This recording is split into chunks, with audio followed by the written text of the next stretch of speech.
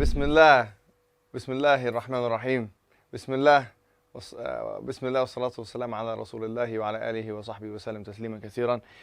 We're going to start, guys, in this is the second, obviously, as you know, lesson that we're doing. And today we're going to be talking about metaphysics and the hard problem of consciousness. Now, before we continue with what we're doing today, it's important to recap what we've done last time, right? So let's do this, right? Inshallah, what you've got in front of you, you've written the learning objectives. I'm going to give you guys 5 minutes to answer the following question. You're going to have that time. You're going to do it by yourselves. I'm not going to help you. You're going to write a question and you're going to write down the answer, yeah? And the question is, briefly outline, put this down. And at home, please, guys, if you are obviously following the first lesson, write the same question down. If not, at least try and verbalize an answer for yourselves internally, or just say it to yourself. Outline, or briefly outline, the three main schools of philosophical thought. So I want their names, okay? And the positions of each school. So I briefly outline the three main schools of philosophical thought, the ones that we've covered last lesson, right? And tell me what they say, basically. Yeah. So I'm going to give you guys 5 minutes to write that down, and then we'll come back, have a feedback session, and we'll talk about what comes next.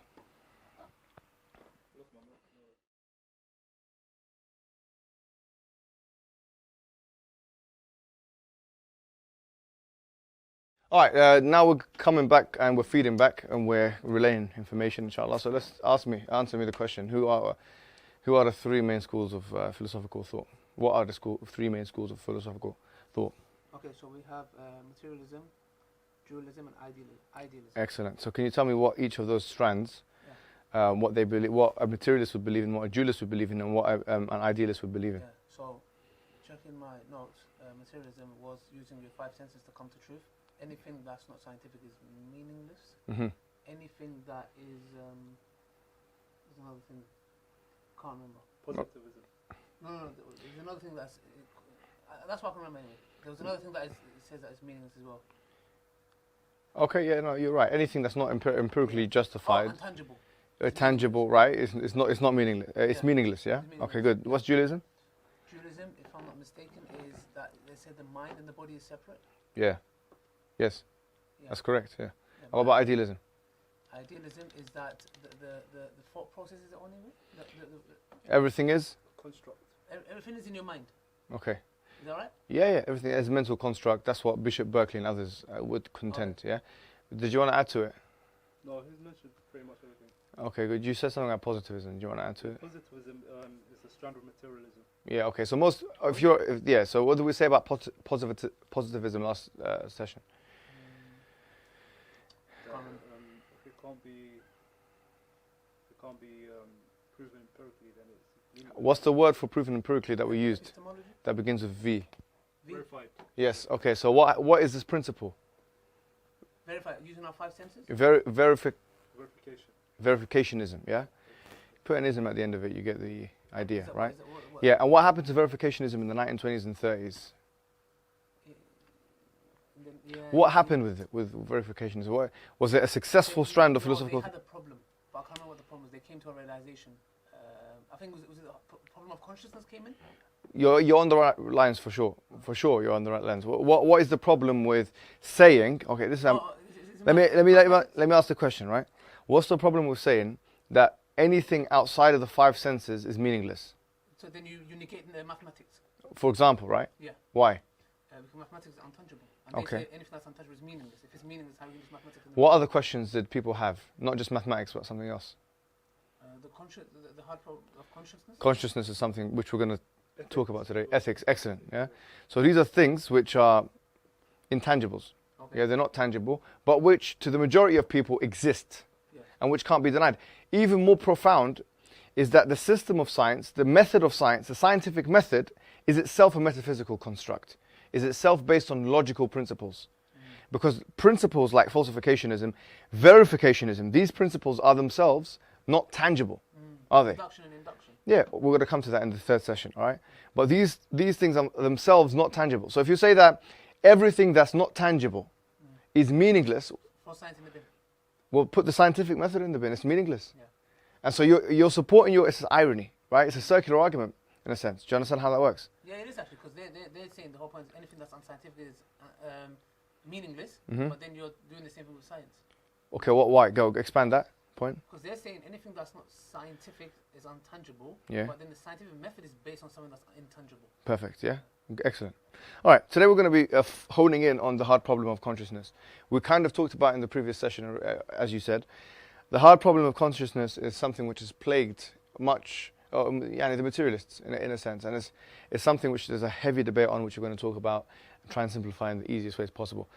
3 learning objectives today, which you've, inshallah, written down. Number 1 is to know the main contentions against materialism. Okay, so what are the main arguments against this materialism? And we've already kind of established some of those in the previous session. So this is kind of linking into the previous session, right? Number 2, to understand the hard problem of consciousness. We've already discussed the hard problem of consciousness. We've already talked about some of the issues regarding consciousness. But we want to go into detail with this in a bit more, right? Number 3 is to make a judgment on materialist claims regarding reality. These are the 3 learning objectives, okay? These are the 3 learning objectives. Now, let's start with the first one. We've already talked about, if you have a materialist, right? I'm going to ask a question. If you have a materialist, someone who's a materialist, and says, look, I don't believe that anything which is above and beyond the 5 senses has any meaning, okay? In bullet point form, write down 3 arguments you'd put against them, okay? Whilst I put something on the board, okay?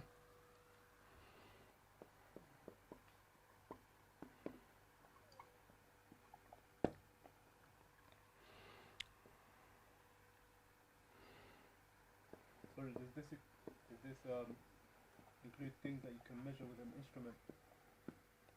Pardon? Does this include things you can measure with an instrument? What do you mean? For instance, like electromagnetic waves. I think you could talk about quantum mechanics, but try and use that language.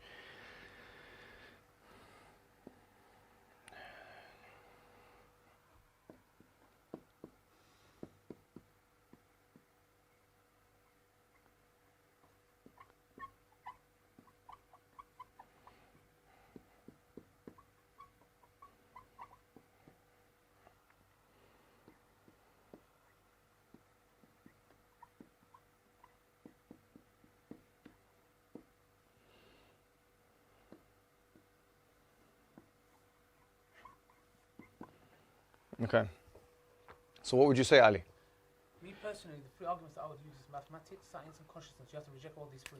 Okay, so if I come to you and say, look, for instance, you say we're having a theological discussion, yeah? Say we're having a theological discussion, and you say you're a theologian, or you're a theist, sorry, yeah? And you believe in God, yeah? And I say to you, no, look, I don't personally believe. I say, this is my perspective, I don't believe in anything that can't be verified empirically. So I would say then there's a fallacy in your argument, because if you go with that argument, the scientific method is based on that. Mm-hmm. Mathematics is It's based on what? what did you say? Something which can't be verified empirically. Yeah, empirically. So for example, you cannot empirically use science. Yeah? What do you mean? Like science, the scientific method is intangible. Okay, so it's not physical, is it? Yeah, so therefore you can't use science. Okay. You can't come to the scientific truth that you base your life on. Mathematics is the same. You can't do it because it's intangible. It's Mm-hmm. not, Mm-hmm. no, it's not physical. And then your consciousness, the hard problem of consciousness. So Which I we're would going to say come to, right? You're going to come to. So I would say all these 3. You can't use your thought process because Mhm. it's intangible. Mm-hmm. If you can't use your thought process, you can't use science. If you can't use science, you can't use maths. All 3 interlinked because science uses maths, and to use maths and science, you need your brain.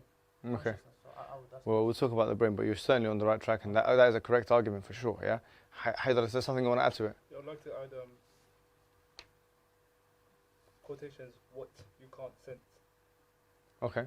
So things that are outside your realms of sensing as a human being. Such as? Such as, for instance, bees and other insects, they can sense chemicals in the air, or they can see different colors.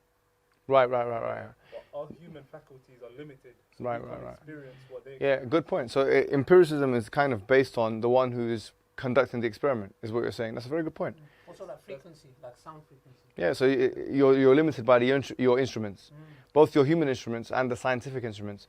And there's a whole discussion on quantum mechanics on this, because quantum mechanics is where instruments cannot see, we cannot actually see what's going on underneath the subatomic world. So it's all kinds of assumptions going on there. And there's a whole discussion on that. So that's absolutely correct. Well done. Yeah. You're also assuming that you're the most complex and most superior creation can be. That could be argued, but you're definitely on the right track. Okay, the hard problem of consciousness is called the hard problem of consciousness.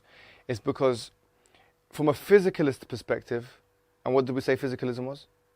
Something that's tangible. Physicalism is a synonym for? You can be used interchangeably for another word, which is begins with M, that we talked about today. Materialism. Materialism. When I say physicalism, I mean materialism. Oh, is it the same? And when I say materialism, I mean physicalism. Yeah, Okay. they're the same thing, because it refers to that which is physical. So a physicalist would say, when we ask them the question, okay, who are you? Where is the mind? What is the mind? They will answer in a physicalist way. They will answer in a materialist way. So they will either say, the mind is the brain. There is no difference at all between the mind and the brain. Just before we continue, what would you see are some of the issues with making a claim like that? That's very interesting, because the thing is, before we came to this class, you sent us 2 articles to read. I read one of them, and it was quite interesting. It was saying if we had a copy of ourselves without the conscious, and we was thinking of the like physical, because they try to solve the problem of hard consciousness with saying it's our physical body, it's the brain, etc. But if the brain is there, and we have another copy of ourselves, it would have no value, because it would not able to be operated. It would never be us. It would never be. You're definitely on the right track. Yeah. I read something. I don't know if it links. But No, it does link. We're going to come to the conceivability argument. Do you want to add to it?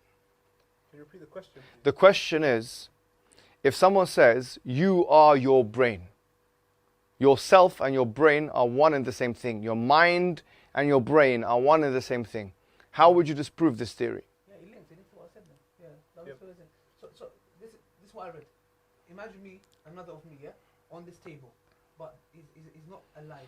Yeah, because if they're saying the brain is you and you are the brain, then that person cannot. It's not going to operate. It's not alive. So there's a difference between me and him. Do you get it? You can touch up on it, but you get what I'm trying to say. So if I don't confuse you, yeah. Okay, good. I think you guys are on the right track, but let me just try and steer you to 2 main philosophical arguments that have traditionally been made. And this is what's happened in the contemporary world. There's 2 major arguments. One is called the knowledge argument, and the other one's called the conceivability argument. Okay, the knowledge argument, Jackson popularized this, and he said that, look, imagine if you have a person called Mary. Yeah, you have a woman called Mary, and she lives in a world. She lives in a room, and everything is black and white. Everything in the room is black and white. Now, her reality is black and white. So everything that she could see, and this links back to what you were saying, Haider, in a sense, everything that she knew from her person was black and white. As soon as she left the room, she saw a red Strawberry. tomato. Oh, tomato. Yeah, she saw a red tomato. So, for the first time ever, she was introduced to a red tomato. The fact that she wasn't introduced to that red tomato before doesn't mean that that red tomato didn't exist or the color red didn't exist. Okay? It's the idea of Adam al-Dalil, laysa dalil na Adam. It's like the lack of evidence doesn't mean that there is no this is false. I think it's false. The point that's being made with this argument is that we are confined to a real world of tangible things. We can't see certain things, and therefore we assume that those things don't exist. It's pretty straightforward argument. However, to be completely fair, Jackson himself, from what I've read, he kind of takes it back afterwards, because it's not a very watertight argument. So today I'm not going to focus on this argument, because I don't think it's a watertight argument. I could see myself many counters to this argument. It's not a very strong argument. Okay, so we're going to cross it out in a sense, but it's good to know that it exists. The conceivability argument, also known as the zombie argument, or zombie philosophy, or things like that, is the idea that, think of this, is it possible to conceive, and this is more like a thought experiment, is it possible to conceive that we have a replica, or a human being, everything is in that human being, but that they have no conscious. They have no consciousness. So recently this has been adjusted. Me and Hamza had a conversation, there's a video on it, and me and Faraz had a conversation, there's a video on that as well. We adjusted it to kind of robots. So let's say, for instance, and this is for us, put it this way, and I think it's a very good way of putting it, yeah? Say, for instance, we make a replica of Ali.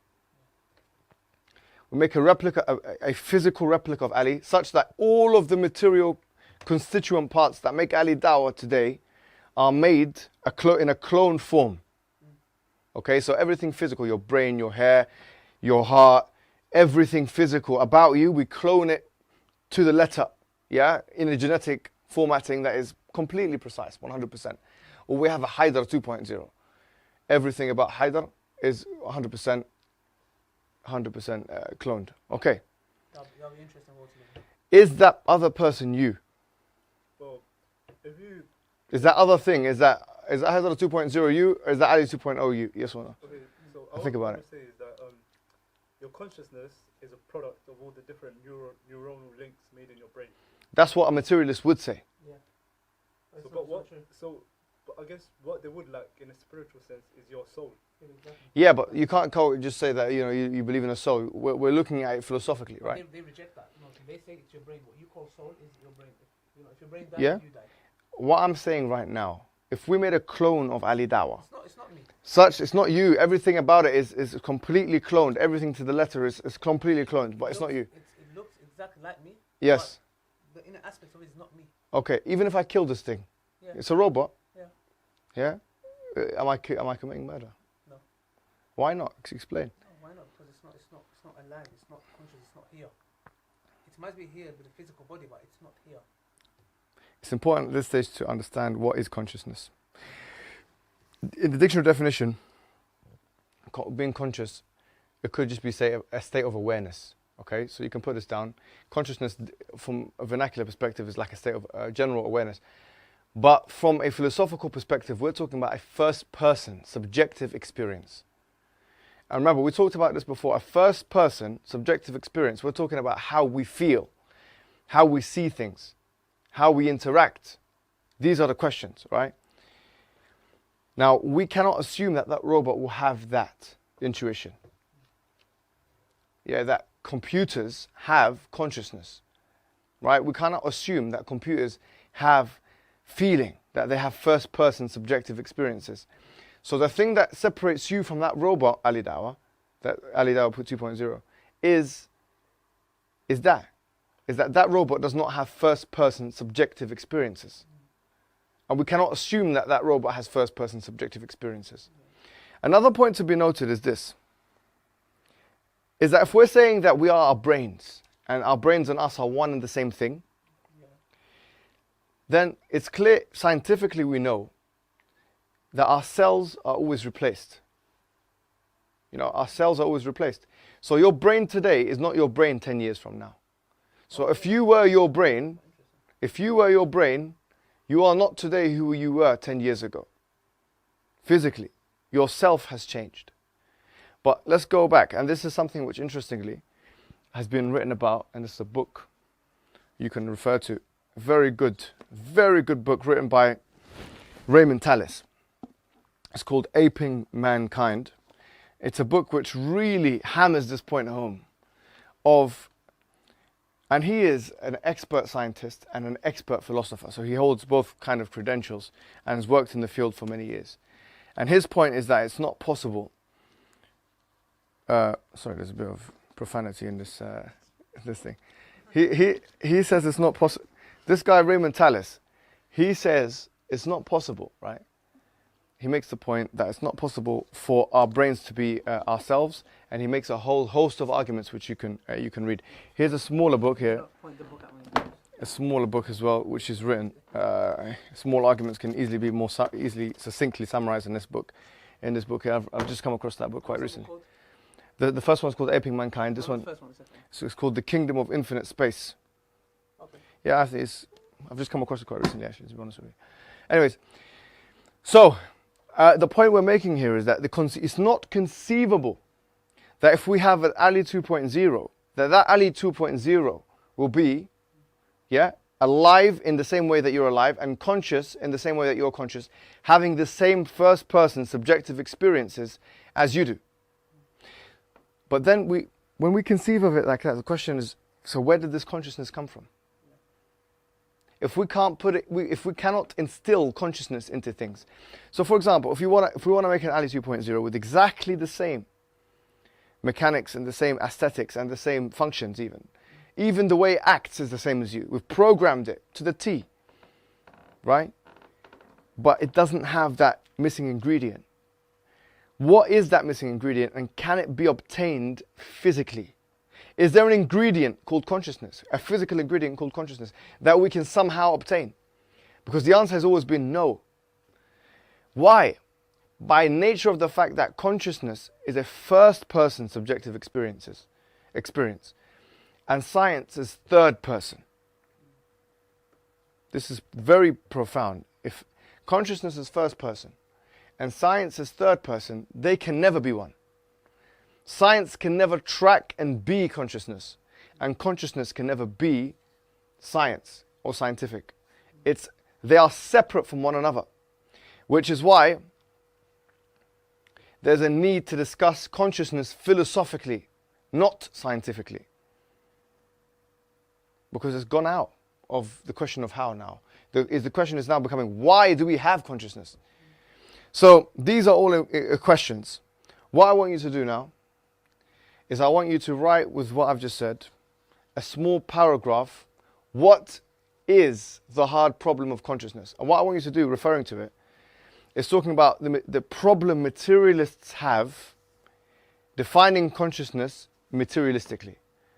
Why is it problematic to define consciousness in terms of the physical world around us, bearing in mind what I've just said? Yeah? You've got 5 minutes to write this, and then we'll talk after that.